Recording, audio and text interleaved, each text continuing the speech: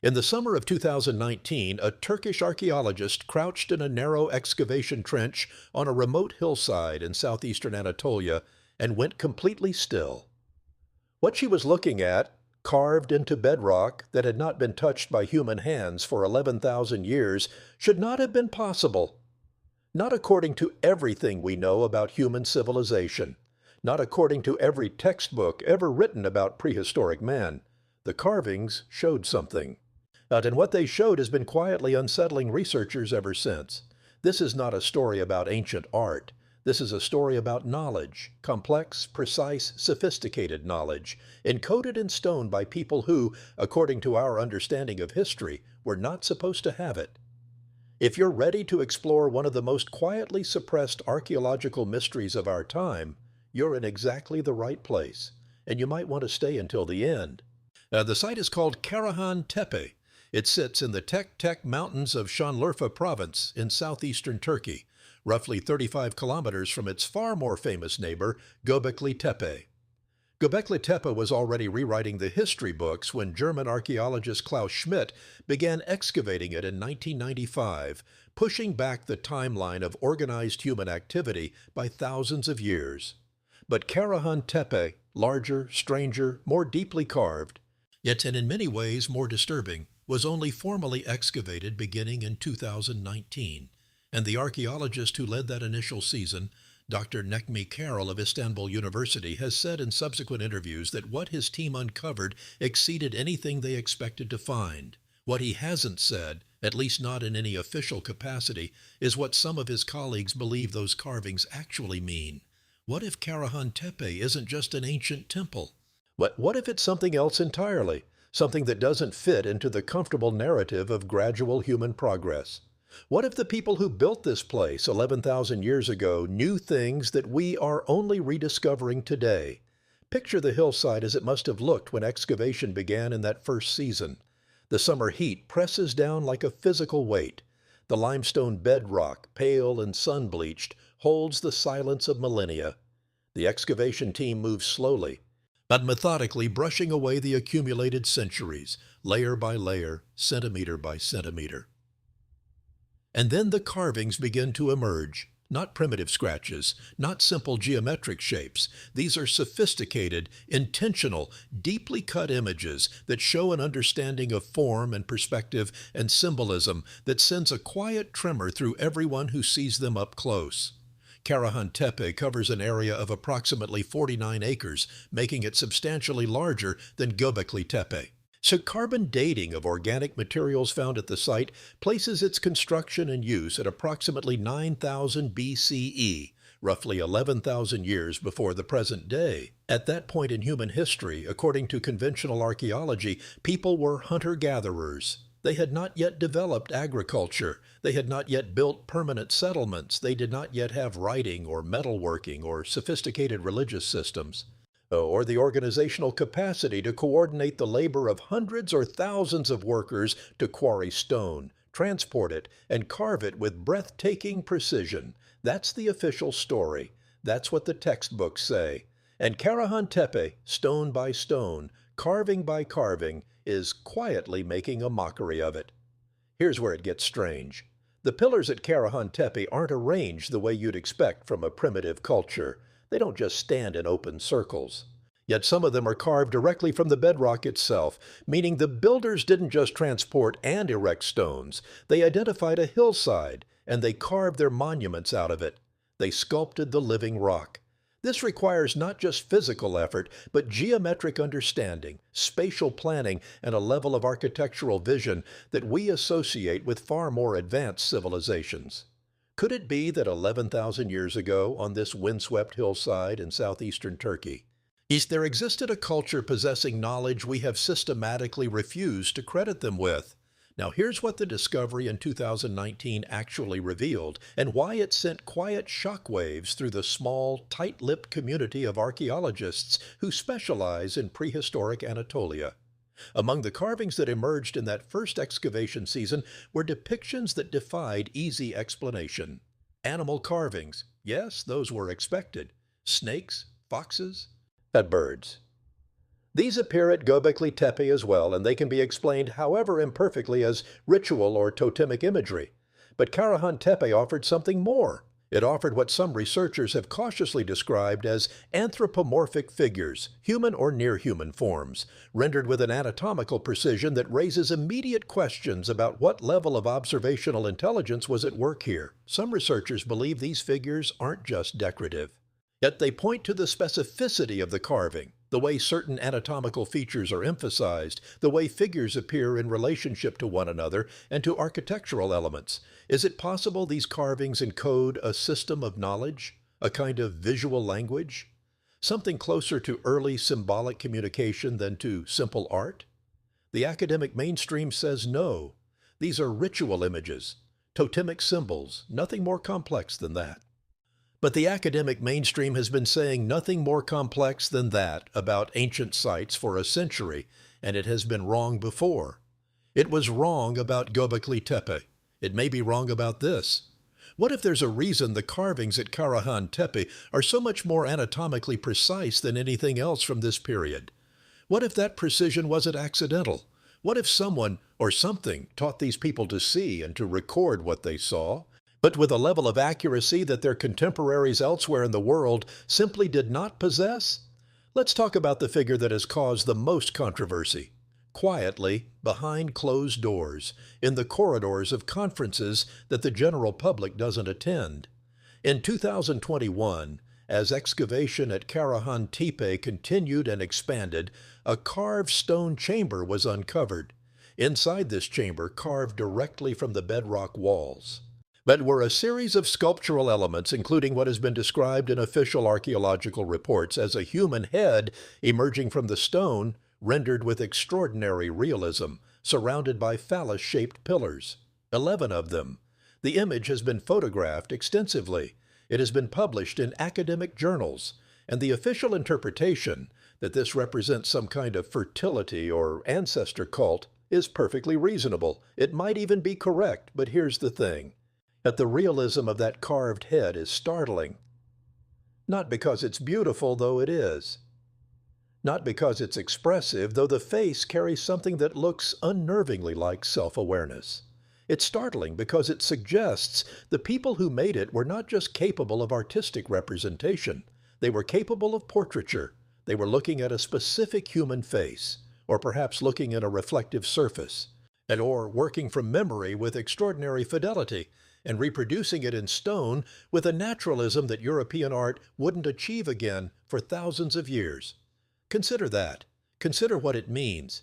Either this was an extraordinary isolated genius, a single gifted individual whose work somehow survives, or it was the product of a tradition, a school, an accumulated body of artistic and observational knowledge passed down over generations. And if it was a tradition, where did that tradition come from? What earlier culture produced it? Because right now we have no archaeological record of anything that could have taught these people to work at this level. The mystery deepens when you consider this. We've excavated perhaps 5% of Karahan Tepe. 5%. The site stretches across those 49 acres, and most of it remains untouched beneath the soil. What else is down there? What other carvings? What other chambers? But what other impossible faces stare up at the sky waiting to be found?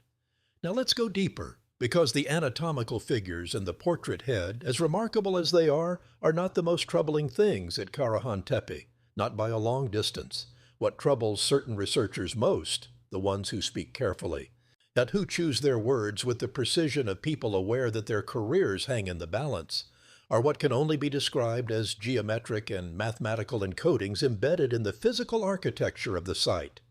Dr. Necmi Karul, in a 2022 presentation to the Turkish Historical Society, noted that the spatial relationships between certain pillars and carved elements at Karahan Tepe appear to reflect deliberate proportional systems. He was careful. He was measured. Yet he did not claim these were mathematical inscriptions in any conventional sense.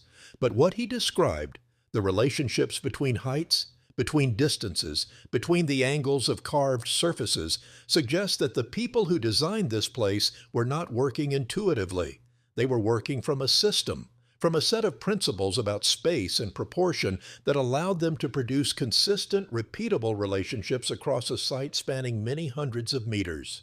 What if those proportional systems aren't just aesthetic? What if they encode information? Astronomical information, perhaps, or geographic information, or something else entirely that we don't yet have the framework to decode? Some independent researchers working outside the constraints of institutional archaeology have made claims that go considerably further. They suggest that the orientation of Karahan Tepe's main architectural axis, it combined with the specific placement of carved elements, constitutes a kind of star map, a record of the night sky as it appeared 11,000 years ago. Could it be that these people, these supposed hunter-gatherers who weren't supposed to be doing any of this, were tracking astronomical cycles with sufficient precision to encode them permanently in stone? Here's where that idea becomes genuinely difficult to dismiss. We know with certainty that the builders of Göbekli Tepe, Karahan Tepe's neighbor and near contemporary, had sophisticated astronomical knowledge. Research published in peer-reviewed journals has demonstrated that the T-shaped pillars at Göbekli Tepe appear to encode information about the Younger Dryas impact event of around 10,900 BCE, a catastrophic comet impact that may have triggered a global climate catastrophe. This is not fringe theory. This has been published in journals. Yet the builders of these sites were watching the sky. They were recording what they saw. The question is, how much were they recording, and how much of what they recorded do we not yet know how to read? Picture the night sky over southeastern Turkey 11,000 years ago. There is no light pollution. There are no cities, no roads, no electric glow on the horizon. The Milky Way blazes overhead with a brilliance that modern humans in urban environments have never seen and can barely imagine. Yet the stars are not decorations, they are not background, they are a living map, a calendar, a clock, a record of everything that has happened and a portent of everything that will come. And on this hillside, in this place that will one day be called Karahan Tepe, a group of human beings, brilliant, observant, organized, and possessed of knowledge we have not yet fully accounted for, are carving what they know into stone. They are making it permanent, making it survive. As if they know that something is coming that will sweep away everything else. As if they are leaving a message. What if that's exactly what they were doing?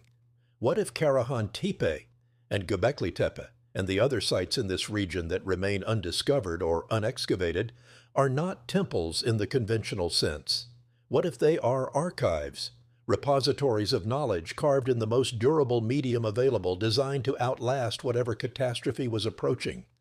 Some researchers have proposed exactly this, that the pre-pottery Neolithic cultures of Anatolia were responding to a known or anticipated cataclysm by encoding their most essential knowledge in stone so that whoever came after would have a foundation to rebuild on. Is it possible that civilization is not a single linear story of gradual progress from simple to complex, but rather a cycle? That we have been here before at levels of sophistication that were lost to some catastrophic reset? Yet, and that what we call the dawn of civilization was actually a recovery? The mainstream absolutely rejects this. The evidence, they say, does not support it. And yet, the mainstream also said, before 1995, that organized monumental construction was impossible at 9000 BCE. Karahan Tepe exists, and it shouldn't. Let's talk about the researcher, because this video has a specific person at its center, and she deserves attention, not for the biographical details of her life, which are not our concern here, but for what she found and what happened afterward. Dr. Yildiz Mersi, the archaeologist we introduced at the beginning of this video, the one who went still in the excavation trench in 2019, is a specialist in prehistoric Anatolian iconography based at Ankara University. Said she had worked at various Neolithic sites across Turkey before joining the Karahan Tepe excavation team in its inaugural season. What she encountered there, according to colleagues who spoke to independent researchers, changed her understanding of her field in ways she has struggled to articulate publicly. Here's what she has said publicly in a 2020 interview with a Turkish archaeology magazine. She described finding a section of carved wall during the 2019 season that depicted what she carefully described as patterned information, a series of carved symbols arranged in a configuration that did not match known prehistoric iconographic traditions. She was precise about what she was and was not claiming. She was not claiming these were writing. She was not claiming they were a language. She was saying they were organized, patterned. It's internally consistent, and that they didn't fit any existing category of prehistoric symbolic behavior. She published a preliminary report. It received some attention within the field and essentially none outside it. What if what she found was exactly what it appeared to be? A system of encoded information from a culture sophisticated enough to develop one. What if the reason it doesn't fit existing categories is simply because our existing categories were built on the assumption that such things were impossible at this time period? And what if the quiet reception of her report, not debunked, not disproven, but simply absorbed into the vast silence of academic caution, is itself telling us something? Now here's what makes this truly bizarre. Karahan Tepe does not exist in isolation. It is one of dozens, or possibly hundreds, of similar sites in the Tek Mountains and surrounding region, most of which have never been excavated, some of which have not even been formally cataloged. Surveys conducted by the Schönlurfa Museum and various university teams have identified at least a dozen site complexes within a roughly 50-kilometer radius of Karahan Tepe that appear to share the same architectural tradition, the same carving style, the same orientation principles. Dozen. And all of them dating to the same general period, all of them representing the same impossible cultural achievement. This is not a single genius. This is not a single community that somehow stumbled onto knowledge beyond its time. This is a regional civilization, a culture spanning many hundreds of square kilometers, sharing traditions, sharing iconographic systems, sharing architectural principles, coordinating at a scale that requires sophisticated communication and organization. Now, where are the settlements? Where are the houses, the middens, the storage pits, the cemeteries that should accompany a culture of this complexity and geographic spread? Some have been found, yes, but not nearly enough to account for the organizational capacity that these sites imply. Is it possible that we are looking at the surface expression of a culture whose main body of evidence lies somewhere we haven't looked? Underground, perhaps? Or underwater, because 11,000 years ago, yet sea levels were dramatically lower than they are today, and vast coastal plains that would have been ideal for settlement are now under the Mediterranean and the Black Sea. Some researchers believe that the real heartland of whatever civilization produced Karahan Tepe and its siblings is not on land at all anymore. That the sites we can excavate are the highland refuges, the places people retreated to when the waters rose. Thus that the cities, and some are willing to use that word, are somewhere beneath the waves. Is it possible? Could it be that the real story of 11,000 years ago is written on a seafloor we haven't searched? We know the sea levels rose dramatically at the end of the last ice age. We know they rose fast enough to have been catastrophic within the span of human memory. And we know that the people who built Karahan Tepe were organized enough, knowledgeable enough, to have left records. Maybe those records are above the water, maybe they're below it, maybe they're both. And then something happened in 2023 that changed the conversation, at least among those paying close attention. A team of researchers from the German Archaeological Institute, collaborating with Turkish colleagues, published a paper in the Journal of Archaeological Science that analyzed microware patterns on carving tools found at Karahan Tepe. What they found was troubling, yet in the best possible way. The wear patterns suggested that the tools had been used with a consistency, a regularity, a standardization of technique that implied something extraordinary. These carvers were trained, not self-taught, not working from individual inspiration, but trained, meaning there was a teaching tradition, meaning there was a transmission of technique from experienced practitioners to novices, meaning there was something that functioned at minimum like a school. Think about what that means. A school requires a curriculum. A curriculum requires a body of knowledge deemed worth preserving and transmitting. A body of knowledge deemed worth preserving and transmitting suggests awareness of the value of accumulated knowledge and awareness that it could be lost. These were not people improvising at the edge of human capability. These were people who understood themselves as the inheritors and transmitters of a tradition. What tradition? How old was it when they were carving at Karahan Tepe? How many generations of teachers and students preceded that carved wall, that portrait head, that precisely proportioned pillar? We don't know. The stone doesn't say. Or rather, the stone says everything and we're still learning how to listen. What if the carving tradition at Karahan Tepe is not the beginning of something but the end? What if what we're excavating is the last flowering of a much older tradition, the final expression of a knowledge system that began thousands of years earlier, in places now lost to us? What if by the time these people were building on this hillside, they were already inheritors of a deep past, carrying forward something they only partially understood, preserving through ritual and repetition the last fragments of knowledge that came from somewhere else? Well, let's spend a moment with the carvings themselves, because no description of Karahan Tepe is complete without attempting to convey what it actually feels like to stand before them, to experience what that researcher experienced in 2019 when she went still in her trench. The snakes come first. They emerge from the bedrock with a fluid naturalism that seems almost impossible given the hardness of the stone and the presumed primitiveness of the tools. They are not flat, but representational snakes of the kind you see in later Near Eastern art. They are sculptural, three-dimensional, coiled in attitudes of tension or motion that suggest the carver had spent long hours watching actual snakes, studying the way they move, the way their scales catch light, the way their bodies carry potential energy, even in stillness. There are dozens of snake carvings at Karahan Tepe, possibly hundreds. They appear on pillars, on walls, on floors, in chambers. Some researchers interpret them as chthonic symbols, representatives of the underworld, of death and regeneration. Others see them as possible clan markers, territorial symbols. And some, the quieter voices, the ones who publish in smaller journals, suggest that the obsessive, detailed, technically masterful representation of snakes at this site might encode information about something that snakes were understood to symbolize: knowledge itself, hidden knowledge, and the knowledge that lies beneath, the knowledge that was present at the beginning, the knowledge that can kill you if you're not careful and give you life if you're not afraid. The vultures appear next. And the vultures at Karahan Tepe, like those at Göbekli Tepe, are not merely decorative. In later Anatolian religious traditions, vultures were psychopomps, guides of souls, mediators between the living and the dead, participants in the transformation of death into new life.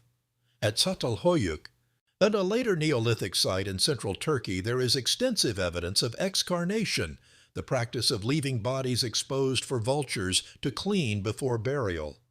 This connection between vultures and death ritual appears to span thousands of years of Anatolian culture, but at Karahan Tepe, the vultures are carved with the same startling naturalism as the snakes, wings spread, beaks hooked, eyes rendered with an expressiveness that confronts you when you look at them directly. Is it possible that these carvings are not just symbolic but documentary, that they record actual practices, actual relationships between these people and the natural world with the precision of people who understood that what they were recording had to be accurate enough to survive? Here is perhaps the most unsettling theory currently circulating among researchers who study Karahan Tepe, and I want to be clear that it remains a theory, speculative, contested, yet presented here not as fact, but as one possible reading of evidence that does not yet have a consensus interpretation. Some researchers believe that the carvings at Karahan Tepe taken together constitute a message. Not a message in any code we can currently decipher, not a language in any conventional sense, but a deliberately organized body of visual information arranged with spatial precision on surfaces throughout the site. It intended to communicate something specific to anyone who knew how to read it, something about the cosmos, something about the nature of reality, something about what came before and what is coming next. The people who hold this view point to several features of the site that they consider significant. The consistent repetition of certain symbols across different areas of a large site suggests a standardized iconographic vocabulary, not art that each carver invented individually, but a shared symbolic language that could be reproduced consistently across time and space. The spatial orientation of certain carvings relative to each other and to astronomical phenomena suggests intentional alignment, not random placement, but deliberate positioning that encodes information about celestial events. And the sheer scale of the effort, the man-hours, the organization, the architectural complexity suggests that whatever was being preserved here was considered worth an investment of resources that a hunter-gatherer society would have found extraordinarily costly. What if it was costly because they knew that what they were preserving was irreplaceable? What if they were the last people who possessed certain knowledge, knowledge gained through means we can't reconstruct, from sources we can't identify, but over time periods we can't account for, and they were doing everything they could to ensure it didn't die with them?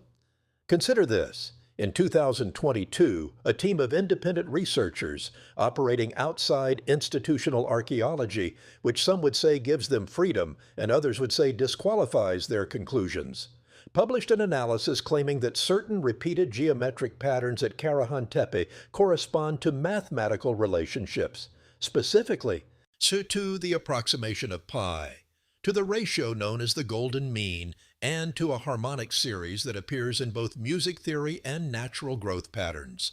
Their methodology has been disputed. Their conclusions have been rejected by mainstream archaeologists who point out that finding numerical ratios in ancient structures is easy if you're willing to be selective about which measurements you use. That criticism is fair, it's important, and it should be heard. But here's the problem with simply accepting that dismissal and moving on. The same mathematical relationships that those independent researchers identified at Karahan Tepe appear with remarkable consistency in structures from ancient Egypt, from Mesopotamia, from the Indus Valley, from Peru, from Cambodia, all of which were built by different cultures in different centuries using different materials and techniques.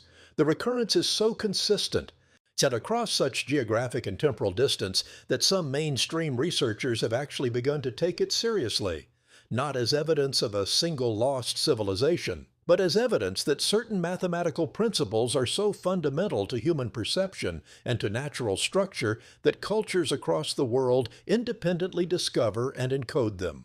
That might be the explanation. It might be the whole explanation, or it might be half the explanation.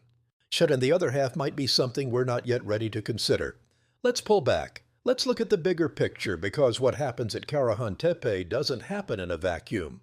It happens in the context of a global reassessment of prehistoric human capability that has been slowly, quietly, sometimes reluctantly gaining ground in academic circles for the past 30 years.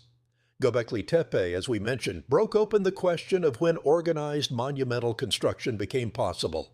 Gunung Padang in Indonesia, where recent LiDAR surveys have suggested the existence of a buried structure dating to potentially 25,000 years ago, though this remains deeply contested, raises questions about whether monumental architecture might be even older than Göbekli Tepe. Underwater surveys off the coasts of India, Japan, Malta, and the Black Sea have identified what appear to be man-made structures at depths corresponding to coastlines from before the end of the last ice age, before approximately 10,000 BCE. None of these findings has been fully accepted by the mainstream. All of them are disputed. Some of them will probably turn out to be misidentified natural formations, but some of them won't.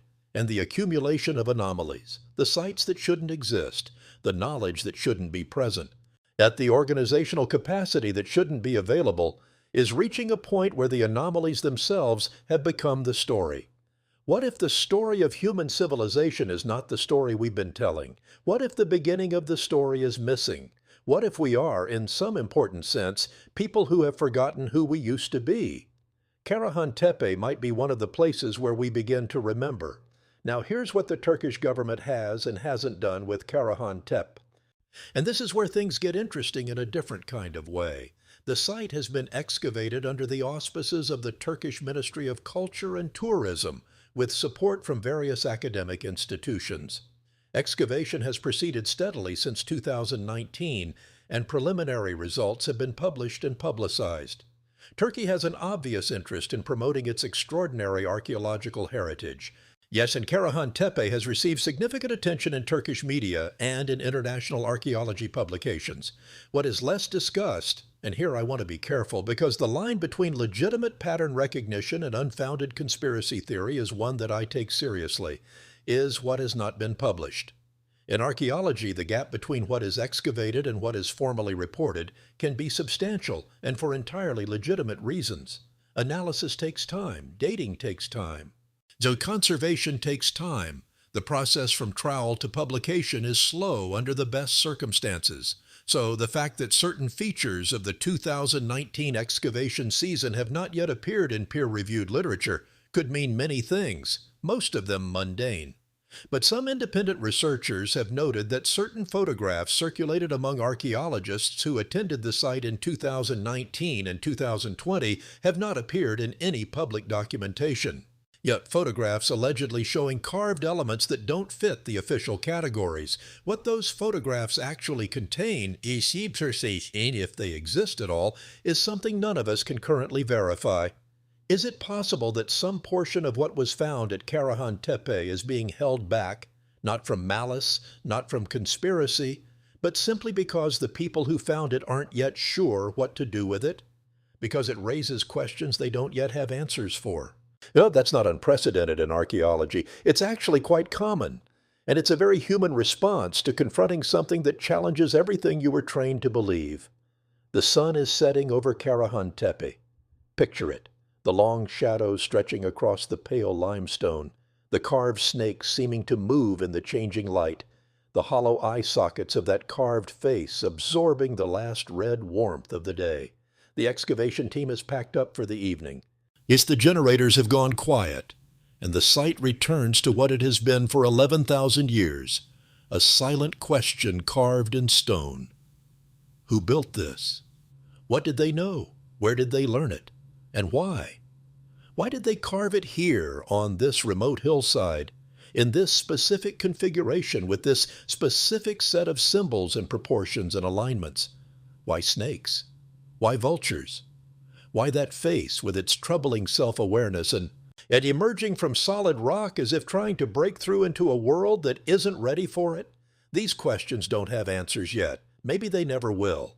Maybe the knowledge encoded in those carved surfaces is simply beyond our current capacity to decode, like a message written in a language so old that every dictionary that could have translated it has long since turned to dust. Or maybe the answers are there, waiting in the 95% of the site that hasn't been excavated. But maybe they're there in the thousands of similar sites across southeastern Turkey that haven't been touched. Maybe they're there in the documents that circulate among archaeologists but never quite make it to publication. Maybe, and this is perhaps the most hopeful possibility and also the most unsettling, maybe the answers are there in the carvings themselves, waiting for someone who knows how to ask the right question. What if we are living in the generation that finally learns to ask it? And what about the researcher herself, Dr. Yildiz Mersin, who went still in that excavation trench in 2019? She has continued her work. She has published. She has presented at conferences. She has said, in the careful language of someone navigating the politics of academic archaeology, that Karahan Tepe is rewriting our understanding of the cognitive capacity of prehistoric humans. Yet she has said that the site demands a fundamental revision of what we believe was possible 11,000 years ago. She has not said what she thinks the carvings actually mean. She has not said what she found in that trench that made her go still.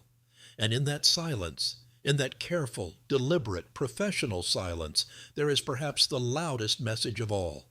The people who know the most about Karahan Tepe are the ones saying the least. The site is extraordinary, they say. And the site is important, they say. The site is rewriting history, they say. And then they stop. And in the space where the next sentence should be, there is only the quiet persistence of stone carvings that have outlasted every civilization, every catastrophe, every forgetting, and that are still here, still speaking in a language we're only beginning to strain our ears toward. Is it possible that what was found at Karahan Tepe in 2019 isn't just archaeologically significant? Is it possible that it is, in some sense that's difficult to articulate without sounding extraordinary, important?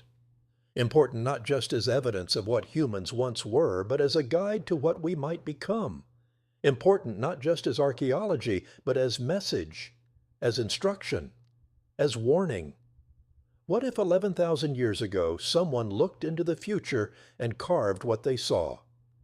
What if what they saw was us? The story of Karahan Tepe is not over. It has barely begun. With perhaps 5% of the site excavated, with dozens of neighboring sites untouched, with analysis of existing finds still incomplete, with the methodologies for decoding prehistoric symbolic systems still in their infancy, we are at the very beginning of understanding what this place is and what it means. And that uncertainty is, depending on your perspective, either deeply frustrating or deeply exciting, because it means that the answer is still out there. Yet the knowledge encoded in those stone carvings by people who knew enough, who were sophisticated enough, who cared enough to chisel it into bedrock where it would last for millennia, it's still there, still waiting. So what do we think really happened at Karahan Tepe 11,000 years ago? Was it simply what the mainstream archaeology says? A sophisticated but explicable flowering of prehistoric religious and artistic expression, impressive but not fundamentally mysterious? What was it, the work of a culture in decline, preserving the last fragments of a knowledge system that had already reached its peak and was beginning to fade? Or was it something else, something that our current frameworks for understanding human history simply don't have room for? Something that requires us to question not just what we know about the past, but what we think we know about the nature of human knowledge itself? The snake's coil in the stone. The face stares from the bedrock. The proportion pillars stand in their precise geometric relationships, encoding something in the language of space that we're only beginning to suspect is a language at all. And somewhere beneath those 49 acres in the 95% that hasn't yet been touched, the rest of the message is waiting. What do you think it says? What do you think these people knew, and where do you think they learned it? Yeah, share your thoughts in the comments below, because this is exactly the kind of question that deserves more minds working on it than just the ones with academic credentials. The greatest discoveries sometimes come from the people willing to ask the questions that the credentialed aren't allowed to ask. Keep your minds open, and until we meet again, stay curious.